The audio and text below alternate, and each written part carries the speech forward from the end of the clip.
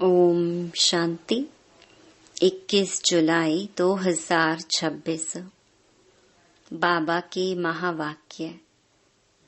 मीठे बच्चे, अभी तक तुम सुनी सुनाई बातों पर चलते आए। अब बाप तुम्हें डायरेक्ट सुनाकर आप समान नॉलेजफुल बनाते हैं। प्रश्न: अच्छे पुरुषार्थी बच्चों की निशानी तथा उनकी अवस्था का गायन क्या है? उत्तर: अच्छे पुरुषार्थी बच्चे मदर फादर को पूरा पूरा फॉलो करेंगे। अपनी जीवन पर तरस खाएंगे, पूरा पूरा अटेंशन रखेंगे। थोड़ा भी समय निकाल बाबा की याद में जरूर बैठेंगे। उनकी अवस्था का गायन है अचल अडोल स्थिर। उन्हें ही महावीर कहा जाता है। गीत: भोलेनाथ से निराला कोई और नहीं। ओम शांति। भक्ति मार्ग में दुनिया सिर्फ गाती है। तुम बच्चे अभी समझते हो, भक्ति मार्ग में हम भी गाते थे। अब वही भोलानाथ सम्मुख है। भोलानाथ अक्षर भक्ति मार्ग का है। ज्ञान मार्ग का अक्षर है शिव बाबा। तुम समझते हो, अनादि बने बनाए ड्रामा प्लान अनुसार अब संगम युग पर बाप को आकर हमसे यह पुरुषार्थ कराना ही है। कल्प कल्प पुरुषार्थ कराते आए हैं। कितना समय तुम बच्चों ने भक्ति की है, यह भी सिद्ध कर बतलाते हैं। जिन्होंने पहले पहले भक्ति शुरू की है, वही आकर ज्ञान लेंगे और फिर सूर्यवंशी बनेंगे। सतयुग में सिर्फ एक लक्ष्मी नारायण तो नहीं आते, उनकी डायनेस्टी भी है ना। उसको कहा जाता है देवी वर्ण। भारत में देवी वर्ण था, अब आसुरी वर्ण है। यह है संगम। अब आसुरी से देवी वर्ण में जाना है। बरोबर यह महाभारत लड़ाई भी वही है जो गाई हुई है। सिर्फ नाम शिव के बदले श्री कृष्ण का डाल दिया है। एक गीता खंडन हुई तो सब शास्त्र खंडन हो जाते हैं। मूल बात गीता की है। गीता पाठशालाएं व गीता भवन कितने हैं? गीता ज्ञान सुनने की पाठशाला खुद सुनाने वाला है नहीं। जो होकर जाते हैं वह फिर गायन चलता है। बच्चों को तो रोज बाप बहुत प्यार से समझाते हैं। बच्चे जानते हैं बाबा प्यार का सागर है। सबको प्यार से सिखलाते हैं। बाबा कभी गुस्सा नहीं करते, सदैव प्यार से समझाते हैं। बच्चे, तुम सतो प्रधान थे, फिर पुनर्जन्म लेते आए हो। तुम भारतवासी ही असुल देवी देवता धर्म के हो, यह भी बतलाते हैं। पहले पहले वर्षा लेने कौन आएंगे? जिन्होंने कल्प पहले लिया है। वही कहेंगे बाबा आपके सिवाय हमारा सहायक और कोई नहीं। बाप क्षमा भी तब करेंगे जब संगम युग होगा। यह तो बच्चे जानते हैं कि रावण राज्य और राम राज्य यहाँ ही होता है। रावण राज्य है तब तो राम राज्य चाहते हैं। तुम जब शिव बाबा कहते हो तो बुद्धि निराकार तरफ ही जाती है। निराकार ही याद आता है। आत्मा ही बाप को पुकारती है। ऐसे भी नहीं कि परमात्मा कोई बैठ सुनते हैं। बाप समझाते हैं, ड्रामा प्लान अनुसार पतितों को पावन बनाने के लिए तो मैं शरीर में आता हूँ। ऐसे नहीं कि पुकार सुनकर आता हूँ। भक्ति जब पूरी होती है तब मुझे आना ही है। यह समझने की बातें हैं। वह समय आता है बच्चे पुकारने लगते हैं। यह तो कहाँ लिखा हुआ नहीं है कि कब आएंगे। उन्होंने कल्प की आयु रॉन्ग लिख दी है। यह चित्र घर घर में होने चाहिए, जो रोज देखें और याद करें कि यह बाबा, यह दादा, यह वर्षा। बाप कहते हैं, बच्चे सतो प्रधान बनने के लिए मुझे याद करो तो खाद निकल जाएगी। यह युक्ति बाप ही समझाते हैं। यह बाप भी कहते हैं, मैं भी पुरुषार्थ करता हूँ। बच्चे एक दो को सावधान कर उन्नति को पाना है। यह चित्रों की समझानी बहुत अच्छी है। शिव बाबा ब्रह्मा द्वारा स्थापना कर रहे हैं। सामने महाभारी महाभारत लड़ाई खड़ी है। इतने अनेक धर्म विनाश होंगे, उसके लिए लड़ाई जरूर चाहिए। यह बातें बच्चों को भूलनी नहीं चाहिए। बरोबर अब कलयुग घोर अंधियारा है। कितने ढेर मनुष्य हैं, जरूर विनाश होना है। सतयुग में एक धर्म होगा। जरूर 84 जन्म का चक्कर भी उन्होंने ही लगाया है। यह तो सहज है। बाकी इतने सब धर्मों का जरूर विनाश होगा। फिर एक धर्म की स्थापना बरोबर हो रही है। सर्व का सद्गति दाता बाप है। बाप से ही बच्चों को वर्षा मिलता है। बच्चे जानते हैं, हम जो यह पढ़ाई पढ़ते हैं वह भविष्य 21 जन्मों के लिए पढ़ते हैं। भगवान उवाच, मैं तुमको पढ़ाकर 21 जन्मों के लिए स्वर्ग का मालिक बनाता हूँ। सूर्यवंशी चंद्रवंशी घराने की बरोबर स्थापना होती है। जो जितना पुरुषार्थ करेगा उतना ऊंच पद पाएगा। तो शिव बाबा कहते हैं, इन मदर फादर को फॉलो करो। इन्हों को सूक्ष्म वतन वैकुंठ में भी देखते हो, अपने को भी देखते हो। हम भी महाराजा महारानी बनते हैं। वैकुंठ का भी साक्षात्कार होता है। मानते भी हैं बरोबर, भारत वैकुंठ था, श्री कृष्णपुरी थी। आज कंसपुरी है, कल कृष्णपुरी होगी। रात बदल दिन होना है। यह है आधा कल्प बेहद का दिन और आधा कल्प बेहद की रात। अंधियारे में ठोकरें ही खाते रहते हैं। ब्रह्मा की रात सो ब्राह्मणों की रात। फिर तुम ब्राह्मण से देवता बनते हो। सतयुग में ब्राह्मण होते नहीं, देवता होते हैं।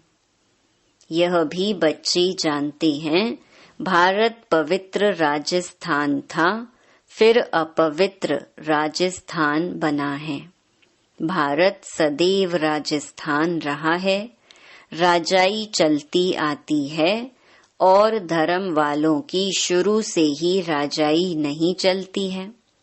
भगवान ही राजाई स्थापन करते हैं, भगवान ही आकर राजयोग सिखलाते हैं। वह है निराकार, ज्ञान का सागर, सुख का सागर। तुम जानते हो बाबा से हमको वर्षा मिल रहा है। जरूर हमारे पुरुषार्थ की देरी है। जितना जो पुरुषार्थ करेंगे, जितना रास्ता बताएंगे। बाप कहते हैं, मुझ बाप को याद करो तो तुम पतित से पावन बन पावन दुनिया के मालिक बन जाएंगे। कितना सहज है। लौकिक माँ बाप ज्ञान में अगर हैं तो बच्चों को भी आप समान बनाना पड़े। माँ बाप सच्ची कमाई करते हैं तो बच्चों को सच्ची कमाई करानी चाहिए। कोई कोई बच्चे अच्छे होते हैं, कहते हैं हम रूहानी पढ़ाई पढ़कर घर घर में यह पैगाम देते रहेंगे। बाप भी कहते हैं कि पैगंबर और मैसेंजर मैं हूँ, तुमको मैसेज देता हूँ कि घर चलो और धर्म स्थापक तो सिर्फ आकर अपना अपना धर्म स्थापन करते हैं। मैं सबको मैसेज देता हूँ कि अब वापस चलना है। यह दुनिया अब रहने के लायक नहीं है। मुझे याद करो तो पावन बन जाएंगे। तुम पावन थे, फिर रावण ने पतित बनाया है, मैं फिर पावन बनाने आया हूँ। थोड़े समय में ही यह बॉम्ब्स आदि चलेंगे तो समझेंगे यह वही महाभारत लड़ाई है, तो जरूर भगवान भी होगा। परंतु वह समझते हैं गीता का भगवान श्री कृष्ण है। कितनी मूंझ है। मूंझे नहीं होते तो भगवान को आने की क्या दरकार। भक्ति मार्ग को भूल भुलैया का खेल कहा जाता है। अब बाप कहते हैं मुझे याद करने से सब भूलें खत्म हो जाएंगी। आगे अपने को देह समझते थे, अब अपने को देही समझते हो। यह सावधानी बाप ही देते हैं कि बच्चों देही अभिमानी बनो। यहाँ तुम बाप के सम्मुख बैठे हो, वहाँ सेंटर्स पर बच्चियां बैठ समझाएंगी कि शिव बाबा ऐसे कहते हैं। यहाँ तो डायरेक्ट बाप कहते हैं मैं आत्माओं से बैठ बात करता हूँ। तुम बच्चे जानते हो बाबा इन द्वारा हमको समझा रहे हैं। यह बड़ा कल्याणकारी मेला है। बाप कहते हैं निरंतर मुझे याद करो। बाबा से हमको स्वर्ग का वर्षा लेना है। बाप और स्वर्ग को याद करना है। कोई भी विकर्म नहीं करना है। अगर विकर्म करेंगे तो 100 गुना बन जाएगा। विकर्म कराने वाली है माया, उन पर जीत पानी है। इसीलिए हनुमान महावीर की कथा है। तुम हनुमान महावीर हो ना। हम तो बाबा के बन गए, माया से हार नहीं सकते। तो बाबा को याद करते करते सतो प्रधान विकर्माजीत बन जाएंगे। नहीं बनेंगे तो अपना पद भ्रष्ट करेंगे। पुरुषार्थी बच्चे जो होते हैं वह अपनी जीवन पर तरस खाते हैं। कुछ भी हो जाए याद की यात्रा में रहेंगे, अचल अडोल स्थिर रहेंगे। विनाश तो होना ही है। सबके काका चाचा मामा गुरु गोसाई आदि खत्म हो जाते हैं। सतगुरु कहते हैं मैं तुमको साथ ले जाने वाला हूँ। मनुष्य तो बिल्कुल अंधियारे में है।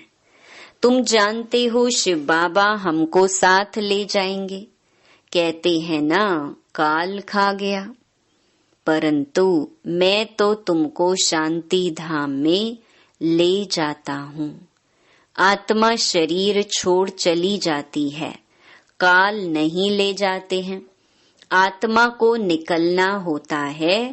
अब तो मैं खुद आया हूँ तुमको वापस ले जाने। बाबा कोई मारने आया है क्या?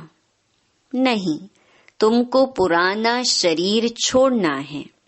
आत्मा तमो प्रधान से सतो प्रधान होनी है। अब 5 तत्व भी तमो प्रधान हैं। इसीलिए शरीर भी ऐसे बनते हैं। वहाँ सतो प्रधान तत्वों से तुम्हारे शरीर भी गोरे बनेंगे। बाप कहते हैं मैं फिर से सतयुगी आदि सनातन देवी देवता धर्म स्थापन करता हूँ। तुमने ही 84 जन्म भोगे हैं। तुम अपने धर्म को भूल गए हो और कोई अपने धर्म को भूले नहीं है।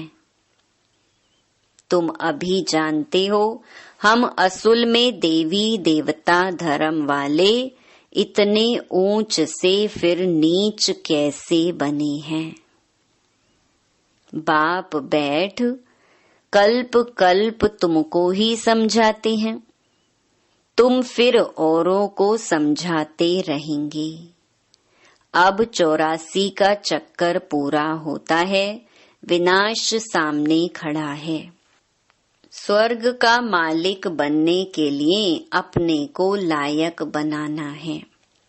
वह बनना है याद से। सुबह को उठ बाबा को याद करो। बाबा वंडर है। आप कैसे आते हो, कैसे आप सम्मुख बात कर रहे हो। वह है सुनी सुनाई भक्ति मार्ग की बातें। अब तो हम आत्माओं को आप बाप मिले हो। आत्मा को बाप मिलता है तो उस प्यार में आकर मिलते हैं। बच्चे बाप के साथ बहुत प्यार से मिलते हैं। यहाँ तो वह निराकार बाप है गुप्त। इसीलिए बाबा हमेशा कहते हैं इनसे मिलते हो तो शिव बाबा को याद कर मिलो। मनुष्य तो कुछ भी नहीं जानते हैं। तुम्हारे में भी जो कोई जानते हैं मेरा बनकर फिर भूल जाते हैं। देह अभिमान में आ जाते हैं। प्रतिज्ञा भी करते हैं बाबा मैं आपका हो चुका हूँ। मेल चाहे फीमेल दोनों की आत्मा कहती है। परंतु शरीर में है तो मेल कहता है आपका बन चुका हूँ। फीमेल कहेगी मैं बन चुकी हूँ। बाबा हम आपसे पूरा वर्षा लेंगे, पूरा याद करेंगे। याद बिगर कट निकल नहीं सकती। तमो प्रधान से सतो प्रधान बन नहीं सकते। सतयुग में तुमको अखंड अटल सुख शांति संपत्ति का 21 जन्म राज्य मिलता है। स्वर्ग का रचयिता बाप जरूर अपना वर्षा देंगे। गाते भी हैं परवाह है पार ब्रह्म में रहने वाले परम पिता परमात्मा की। वह तो एक ही बार आते हैं। यह भी समझने की बातें है ना। कई तो समझते ही नहीं। आगे चल आंख खुलेगी। थोड़ी बड़ी लड़ाई लगे। वास्तव में यह यज्ञ रचा हुआ है। लड़ाई भी है।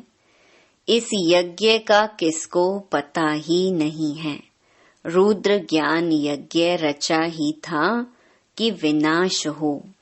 वह फिर यज्ञ रचते हैं कि विनाश ना हो, शांति हो जाए, यह यज्ञ फिर भी रचेंगे। उनको यह पता नहीं है कि विनाश होगा फिर क्या रहेगा। अभी तुम बच्चे सारे विश्व के आदि मध्य अंत को जानते हो, सबकी बेहद की जन्म कहानी को जानते हो। ऐसे कोई नहीं जो कहे कि परम पिता परमात्मा की हम जीवन कहानी बताते हैं। परमात्मा को ही सब बुलाते हैं ना, घड़ी घड़ी याद करते हैं, कहते हैं ना भगवान ने यह बच्चा दिया, यह किया। कोई कोई यह समझते हैं जिसकी वस्तु थी उसने ले ली। ऐसे भी कोई समझदार पुरुष होते हैं। अनेक प्रकार के मनुष्य हैं। अब तुमको बाप मिला है तो बाप को ही याद करना है। याद से ही कमाई होती है। तुम विष्णुपुरी के मालिक बन जाएंगे। तुम सतयुग से लेकर कलयुग अंत तक सारे चक्कर को जानते हो। तुम्हारी बुद्धि में हूबहू ऐसा है जैसे बाप की बुद्धि में है, इसीलिए उनको ज्ञान का सागर नॉलेजफुल कहा जाता है। अभी तुम बाप से वर्षा ले रहे हो। तुम बच्चों को अचल स्थिर रहना चाहिए। ऐसे नहीं कि माया घड़ी घड़ी आकर डोलायमान करे। शर्म बूटी माना छुई मुई नहीं बनना चाहिए। बाप को याद नहीं करने से मुरझा जाते हैं। बाप को याद करने का पुरुषार्थ तुम कर रहे हो। समय नजदीक आएगा, फिर तुम देखेंगे हमारा पुरुषार्थ अब पूरा हुआ, अंत आ गई। अच्छा मीठे मीठे सिकीलधे बच्चों प्रति मात पिता बाप दादा का याद प्यार और गुड मॉर्निंग। रूहानी बाप की रूहानी बच्चों को नमस्ते। धारणा के लिए मुख्य सार। पहला, रूहानी पढ़ाई पढ़कर सच्ची कमाई करनी और करानी है।